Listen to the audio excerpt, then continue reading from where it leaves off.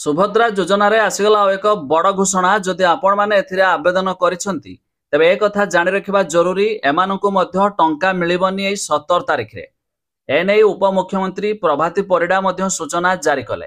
आसंतु जदि आपण भी स्कीम रे आवेदन करिसेंती किंबा आवेदन करिया पय चाहुचंती ए खबर जानि रखिबा जरूरी।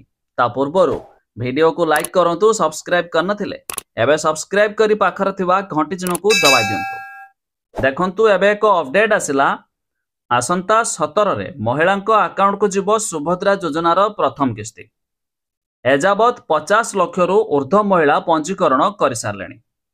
उपमुख्यमंत्री प्रभाती परिडा एने सूचना देइछंती।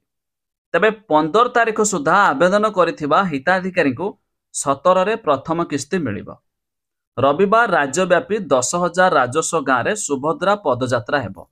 जानि पारले जो माने जेबेठारु सुभद्रा स्कीम अप्लाई हला तबे 15 तारिख मध्य जो माने अप्लाई कर देइछंती सेमानकु एई सेप्टेम्बर 17 रे टंका मिलिबो। तबे 15 तारिख परे जो माने आवेदन करिवे सेमानकु आउ एक डेट रे टंका मिलिबो। माने 17 रे सेमानकु टंका मिलिबो नाही बोली उपमुख्यमंत्री प्रभाती परिडा मध्य सूचना जारी कले।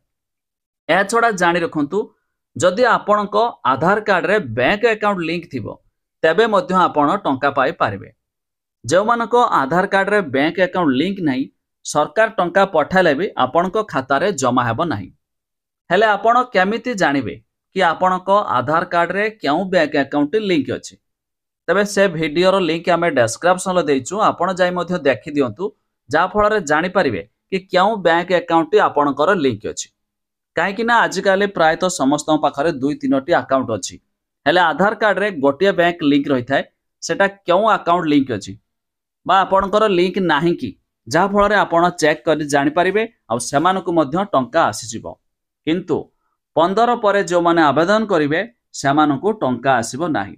एने मध्य आसीगला बड़ घोषणा।